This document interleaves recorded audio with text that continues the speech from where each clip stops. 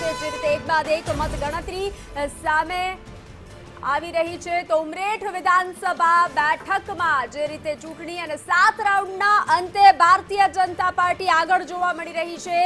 7100 મતથી ભાજપ આગળ જોવા મળી રહ્યું છે. તો હાલ ઉમરેઠમાં ભારતીય જનતા પાર્ટીની લહેર, ભાજપના ઉમેદવાર હર્ષદ પરમાર આગળ જોવા મળી રહ્યા છે.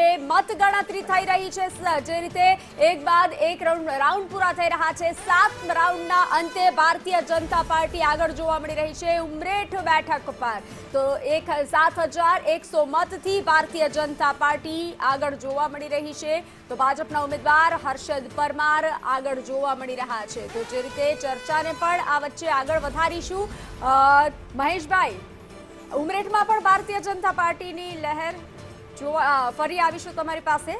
તો જે રીતે અને આજ મુદ્દે સંવાદદાતા નિર્મલ અમારી સાથે ઉમરેઠથી જોડાઈ ચૂક્યા છે. નિર્મલ, અત્યારે ત્યાં કઈ પ્રકારનો સિનારીઓ જોવા મળી રહ્યો છે અને સ્પષ્ટતા શું સામે આવી રહી છે?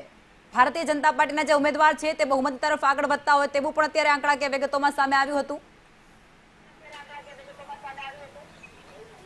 બિલકુલ, ભારતીય જનતા પાર્ટીના ઉમેદવાર સતત આગળ વધી રહ્યા છે. 6 રાઉન્ડના અંત સુધીની સ્થિતિ એવી હતી કે 10,000 જેટલા વોટથી ભારતીય જનતા પાર્ટીના હર્ષદ પરમાર આગળ હતા.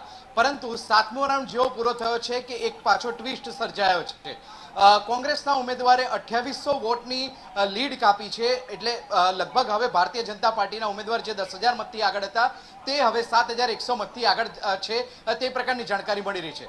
ઓવરઓલ 22 જેટલા રાઉન્ડ છે કે જેની ગણતરી હાથ ધરાનાર છે, પરંતુ 7 રાઉન્ડ જ્યાં સુધી પૂરા થયા છે અને તેમાં અત્યારે ભારતીય જનતા પાર્ટીના ઉમેદવાર આગળ ચાલી રહ્યા છે. એટલે લગભગ 10 રાઉન્ડ પછી ખ્યાલ આવી શકે કે જીત તરફ કોણ આગળ વધી રહ્યું છે.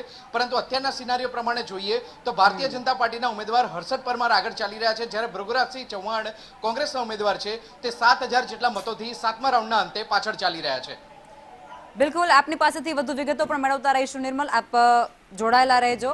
આગળ વધીએ અને આ ચર્ચામાં આપણે આગળ વધીએ. ગેસ્ટ પેનલ પણ આપણી સાથે જોડાયેલ છે, પરંતુ